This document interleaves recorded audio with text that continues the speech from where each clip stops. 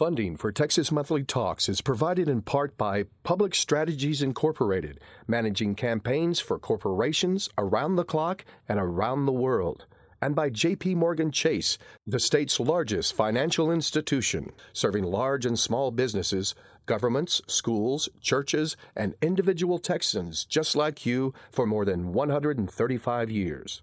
And also by the Matson McHale Foundation in support of public television. I'm Evan Smith, the editor of Texas Monthly. What a difference a year makes. So much has happened since Dan Rather's very public fall from journalistic grace that it's hard to believe it was only last October, in the thick of the 2004 presidential campaign, that the longtime anchor of the CBS Evening News revealed the existence of documents allegedly shedding light on George W. Bush's National Guard service, or lack thereof. Doubters in the blogosphere and the mainstream media immediately poked holes in the story, forcing Rather to acknowledge, eventually, that the authenticity of the documents couldn't be verified. His departure from the anchor chair came earlier than planned, only a few months later, on March 9, 2005. But those who believe the 73-year-old's epitaph should read simply, "He screwed up," conveniently ignore or willfully disregard his long career as a first-rate newsman, which continues to this day with his contributions to other CBS News programs. Born in the East Texas town of Wharton, Rather grew up wanting to be a reporter for one of Houston's daily papers. After graduating from Sam Houston State University in Huntsville, he landed a series of broadcast jobs back in Houston, most notably at KHOU, where his coverage of Hurricane Carla is legendary and worth remembering today, in a year of hurricanes, as a standard by which all such coverage is judged. In the early 60s, he went on to CBS, where his reporting on the Kennedy assassination and Vietnam was also legend. In 1981, he replaced fellow Texan Walter Cronkite as anchor of the Evening News, and there he remained until a few months ago, dispatching his responsibilities faithfully and with great skill, and with his honed-on-the-range folksiness, even in the face of critics who lampooned his peccadillos and oddities, and who, more seriously, accused him of liberal bias. Unlike his anchors-in-arms Peter Jennings and Tom Brokaw, Rather was consistently a right-wing whipping boy, but he never gave ground, and still doesn't, as you're about to find out. A conversation with Dan Rather on this edition of Texas Monthly Talks. Essentially do a version of that. This will be a fun night. Okay. It worked out. I got the call. It's on the one. It's on PBS. Lewis. And then, I stopped my show to get back to him, but it's okay. It's all right. Can I run this? Okay, everybody please take your seats. All right,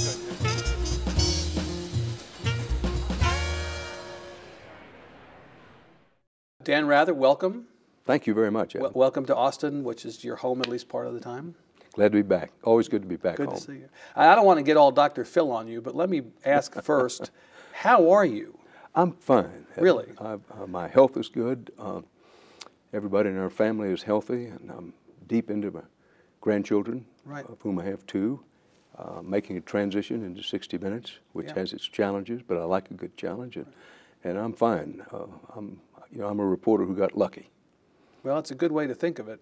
Well, that's the way it is. It's been a year for you of change, as you say, of transition, and I wonder if you feel at this point that you still have that fire that you always had. I do. We've known you to have. I do. I wasn't sure I would, but the answer is I do.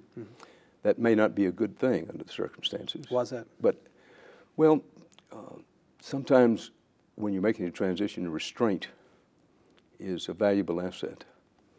And I find myself having to discipline myself about work pace. I love to work. And when you do daily news, when your feet hit the floor in the morning, you're thinking about that day's news, and then all day, every nanosecond, you're thinking about day's news. But really, I have no complaints at all. When something like the hurricane happens, and of course you're associated with hurricane coverage as much as any journalist in America. I think Anderson Cooper may have passed you by now, but for so long you were the hurricane guy. Well, when something like this happens, does it drive you crazy that you're not right there in the thick of it?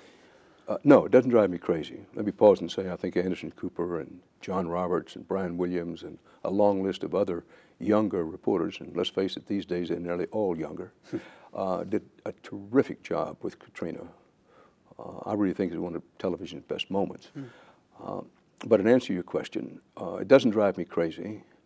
I could tell you that it doesn't bother me at all, but that wouldn't be true. That when something like a Category 5 hurricane is blowing, do I want to be there? Yes. Do I understand that most of my hurricane covering days are behind me? Yes. Do you feel like it's your choice at this point not to be doing, I mean, you described how there are younger guys doing this and everything else. I just wonder to what degree you feel in control of your situation now, or have circumstances conspired to put you where you are? Well, I wouldn't say circumstances put me where I am. I had an extremely long and extremely good run on the evening news. Right. Loved every moment of it, but nothing lasts forever. Right. But in direct answer to your question, do I feel in control? No. I work for other people. I work at CBS News. Always been proud to work for them and am now. But the calls are made by other people. My job is to report to work every morning, find out what Jeff Fager, the executive producer of 60 Minutes, wants me to do, and then fan out and do it as best I can. Right. The 60 Minute stories we'll be doing are on any topic that you choose? Well, I have a fondness for what used to be called foreign news, now called international coverage. Right. I'm not quite sure why we stopped calling it foreign news. I was in Lebanon for about 10 days early in August. I had about 10 days in China early in September. And by the time this program plays, I hope that I will be in North Korea. So at least in the early going of 60 Minutes, that I've concentrated on international coverage, which without being preachy about it, I think is in short supply. Right. I have no illusions that I can't make much of a difference, but if there's any wee small difference I can make in raising the profile of international coverage, then I want to do that. And it's also where my interests are. And theoretically, your relationships, the ones you developed over many years of reporting and anchoring in a lot of these places, are opening doors that a younger or different reporter might not be able to. Well, I'd like to believe that, and I'd like to convince CBS News that's true. Right. Yeah. But over the years, of course, you keep a file of phone numbers and people, some who have been in power, some who are in power, and some wannabes who hope to be in power. Right. And in some ways, as a reporter, you're only as good as your Rolodex. Sure. And so you keep it over the years. Is the Rolodex getting you into North Korea? I suspect that's a place that a whole lot of networks would love to have somebody in the thick of the action. Right? No, I didn't have a Rolodex on North Korea, and I don't know anybody who does. That unless something goes really wrong between the time we're sitting here and talking and the time this gets on the air, we got in as a result of about a 2.5-year effort. Things move slowly. It's a strange, even certainly odd, maybe weird environment, certainly to Western eyes and mind, which would include mine. And things move slowly. And yet the timing is perfect. Well, we'd like to think so. Yeah, well, just take credit for it, even if it wasn't planned that way. Well, the Anchorman creed is that you take credit for everything and blame for nothing, so I'll take credit for it. Well, speaking of credit and blame, let me ask you if, I guess October was the time that things happened last year. Started in September. Started in September, so it's peaked in October. About a year. Right. Do you have a different perspective on the events of that period now, a year later, than you did immediately after? Because, sometimes time makes you reflect on it differently? Well, of course, I have a different perspective. That when you're in the vortex, in the eye of something such as that, right. You try to keep context and perspective, but it's hard to do. That you mix our metaphors, you're handling hot lead every nanosecond. Right. And yes, I have a different perspective on it now. It hasn't changed greatly, but my perspective on it is a bit wider. I know more now. About what happened. I don't know everything, but I know more about what happened, why it happened, more about the mistakes we made, mistakes I made. Is there any aspect of it when you think back now, one thing I could have done differently, this is the thing, if I could have it back, I would have done it? I have a list as long as my forearm. Well, Evan, but give me 2 fingers worth. Well, one that stands out is that we should have been, and when I say we, CBS News, and I should have been, we should have been prepared for the tremendous backwash that the story generated. We're in the middle of a presidential campaign. The story was destined to be controversial, and we knew that. But we didn't collectively, we didn't, and individually, I didn't, nor did others, prepare ourselves properly to defend the piece and to answer quickly the questions, fair or unfair, accurate or inaccurate. Questions flooded in, what I will call the counterattack on the piece. Started even before the broadcast was over. And it really picked up a lot of momentum by midnight of the night the piece played. Right. And it continued. And we started out so far on the defensive, and therefore stayed on the defensive almost all the way through it. And looking back on it, that we should have planned, we should have been prepared. The independent panel that investigated the story, headed by Richard Thornburg, former Attorney General of the United States, friend of the Bush family, lifetime Republican, said in the report, I'm paraphrasing, and I want to paraphrase it accurately, that if we, that is CBS and I, had handled the post-broadcast of the story, period, better, then they wouldn't be sitting there as an investigative team. He basically said about my own performance, and they had a number of critical things to say, Right. but primarily said that I defended the story and defended the people who were most on point putting the story together too strongly and for too long. And to that I plead guilty. You agree with that charge? Well, I agree that I defended the story and defended our people, and still do. Right. And about that I have no apologies, but I am guilty of that. That my attitude about every story, but particularly a story that has controversial potential, is that as a team we go into the story together, we ride through the story together, and we come out the other end together, whatever happens. And I'm guilty of a lot of things, but not standing by my people is not one of them. Right. On the reporting side, on the front end of the process, do you feel like, because you've done investigative reports for so many years on so many different subjects, when you look back now, do you think there should have been a better vetting of the sources or a vetting of the documents that ultimately became so controversial? Of course. Yeah. But having said that, Right. I say that in this perspective. You never do it perfectly. I want to do every story perfectly. Right. But, you can't do it perfectly. So did we do it perfectly? No. And therefore, do I think we could have, should have, might have done some things better and more things? Certainly I do. But again, having said that, I'd like to underscore, italicize, that the independent panel, headed by Richard Thornburg, said, number one, that whatever anybody thinks of the story, that it was not done, it wasn't put on the air, motivated by any political bias.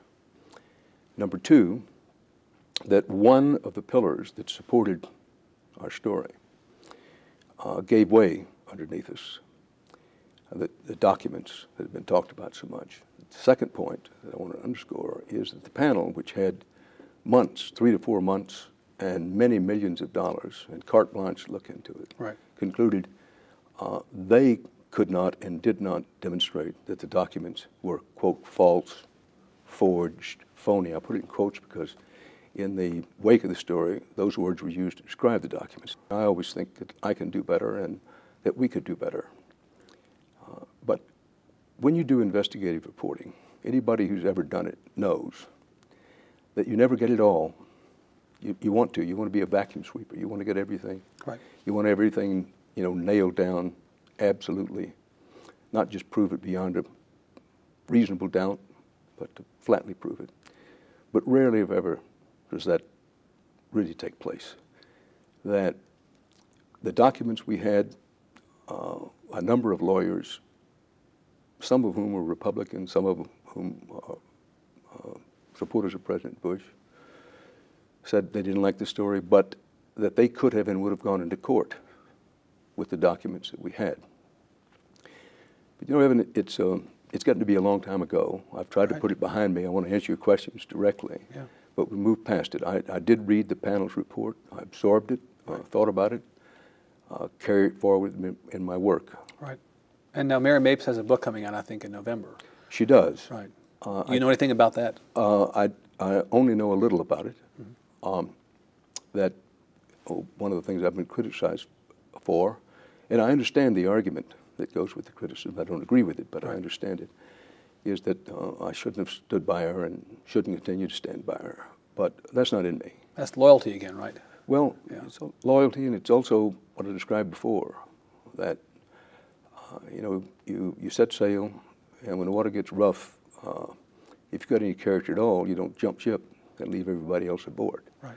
And I'm guilty of a lot of things, as you know. But not that. Made every mistake in the book at least a half a dozen times. But anybody that knows me knew I was going to stand by Mary and stand by everybody else. Let me ask you about the general accusation of bias, not only against you, but against the media, because we hear so much. Books are written, make the bestseller list. Oh, we're all of us, you, me, everybody, are doing such a bad job, we're so biased. Do you find any truth in that at all? Anything different today? Well, any is a strong word. Yeah. Is there any bias in reporting, including my own, CBS's, Fox's, run down the list? Of course there is.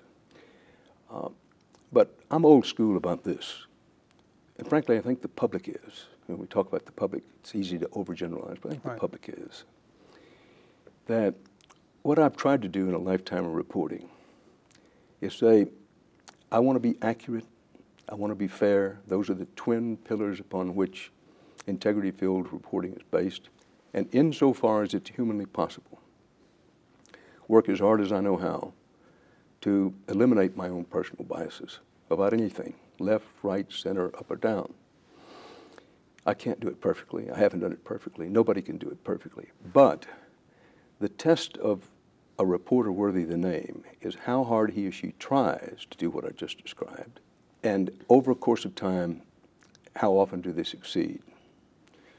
Now, different people will read the record in different ways, but I'll stand on my record as at least always trying to do that. Mm-hmm. That I think the public recognizes, and I've really been satisfied, I've been encouraged by, over this last year, about what I always thought was true of the audience. Turns out to be even truer than I thought. And that is, people get it. They know what's going on. And part of what's going on with the bias charge is this, that people who feel strongly about their own partisan, political, and or ideological views, not all of them, but some of them, take the view, if you do not report the news the way I want you to report it, if your reporting the news does not reflect my biases, then I'm going to try to hang a sign around you that's negative and call you something, call you liberal, call you biased. Right. And on the surface, it may appear that they have succeeded in casting people such as myself and reporters in general in a bad light with this view. It hasn't taken deep root with the public at large. The public at large has complaints, and I think legitimate ones, about my reporting and the reporting of other people. But I don't think it's this that biased. I may be wrong. I'm often wrong about things. But I think it's much more, I want reporters to do what reporters are supposed to do, and that is tell me what's going on. Tell me what's really going on, as opposed to what people in power, whether they be Democrat, Republican, the mayor, the legislature, tell me what's really going on, as opposed to what they want me to believe is going on. And journalists in general, I do not accept myself from this criticism, in recent years have too often succumbed to being intimidated, fearful. It's much easier to work the Michael Jackson trial than it is to look into a president's military record and try to determine how what he and his supporters say is his record, as opposed to what the record really is, or as opposed to accepting what a president says about allegations of his personal life, as opposed to what those facts really are. I just think the public has a gut full of it. So we get a lot of criticism, and a lot of it's valid, but I don't think the public buys in to the bias business. Well, I kind of wonder why the bias accusation, maybe you have a point of view on this, gets leveled at the CBS, ABC, NBC. But Fox clearly, of these networks, has a strong point of view. Well, I'm not going to say it's a biased point of view, but a strong point of view. And yet the tables are never turned. Accusations of bias never made against them. That's a valid point. And I don't know why that is as regards Fox. Let me say I have great respect for Roger Ailes and for Fox. Well, they've built something, haven't they? They have built something, and that's not easy to do. But I can't, I've never worked at ABC or NBC. Yeah. You know, practically as boy and man, I've spent my life at CBS News, right. and dedicated my life to it. And I'm proud of that. Have been, am, and will be. But it goes back a long way with CBS. Edward R. Murrow, the founding saint of electronic journalism, took on Senator Joe McCarthy at the height of McCarthy's power. Right. He tangled with him. He reported what was going on, what was really going on, as opposed to what the senator and some of his supporters wanted the public to believe was going on. When the civil rights movement began and then exploded on the scene, CBS News was the first in electronic journalism to dedicate large resources, get on the story, and stay on the story. As a younger reporter, it was my job to cover Dr. Martin Luther King and the civil rights movement, hour by hour, day by day, as close as I could get to it. At the time, that was very controversial, particularly controversial for network journalism, because those who were opposed to the civil rights movement knew that when the reality was brought to the screen and put on the screen day by day, it had the potential to change, Right. which it did. Right. The Vietnam War, thanks to a great, now deceased CBS News correspondent named Peter Kalischer, jumped on it early, stayed on it all the way through. Then came the Richard Nixon presidency and the discovery of the widespread criminal conspiracy led out of the Oval Office itself that's called for shorthand Watergate. CBS News was on the story early. Again, clearly led in coverage. In fact, you tangled with President Nixon at one point famously, didn't you? Well, I would prefer to say I reported on President Nixon. Yeah. I tried to ask at least some of the tough questions.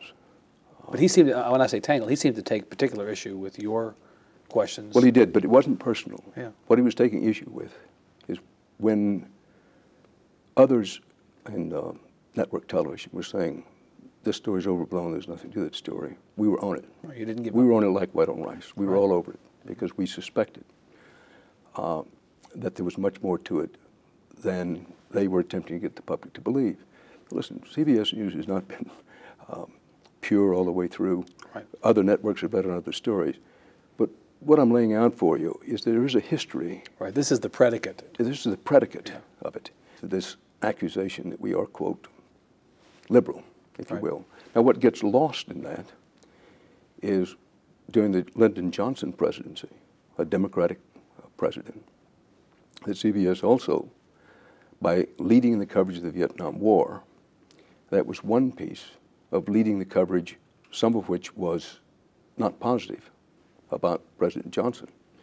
What gets lost in the story is that Jimmy Carter, when, and forgive the personal reference most, I did an interview with President Carter, who when he got up from the interview while he was president, said that's the toughest interview I've ever been through. I had asked him to grade himself on domestic policy, foreign policy, a number of things, and before he knew it, he had graded himself with C's and B minuses, and so his total grade was C plus, and he realized that he wished he'd done it another way. When something like the Vietnam War and Lyndon Johnson comes along and the coverage is not what the president would like, when you say, in effect, Mr. President, you're telling people the war is going well. We've been there. We've been in that green jungle hell. And the people who have to fight it with, in uniform of the U.S. military, not only they tell a different story, but we've seen a different story. That's not attacking the president, but it is a form of speaking truth to power. There's a price to be paid for that, and CBS News has paid a price for that over the years. We're not the only ones. Mm-hmm. But I hope this doesn't come across with any conceit or arrogance. That's something that we wear as a badge of honor. And I think there's some justification in that. Right. We're at our worst when we don't do those kinds of stories. And as you say, there's been some concern that the White House press corps has not been sufficiently speaking truth to power to the administration. Well, currently in particularly the White in House, right? what we call the run-up to the Iraq War, looking back on it, Right. a lot of people are extremely critical of the press. And as one person's opinion, I think there's validity to that. And I do Right. not accept myself from that criticism.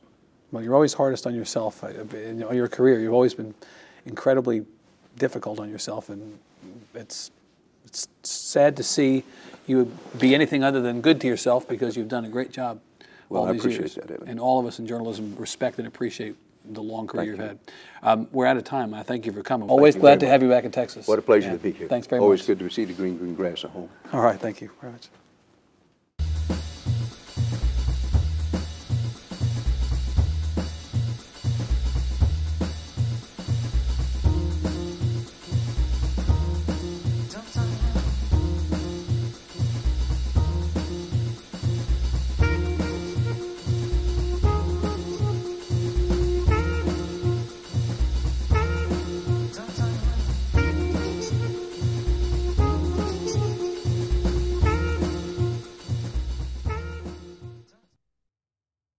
Funding for Texas Monthly Talks is provided in part by Public Strategies Incorporated, managing campaigns for corporations around the clock and around the world, and by J.P. Morgan Chase, the state's largest financial institution, serving large and small businesses, governments, schools, churches, and individual Texans just like you for more than 135 years. And also by the Matson McHale Foundation in support of public television.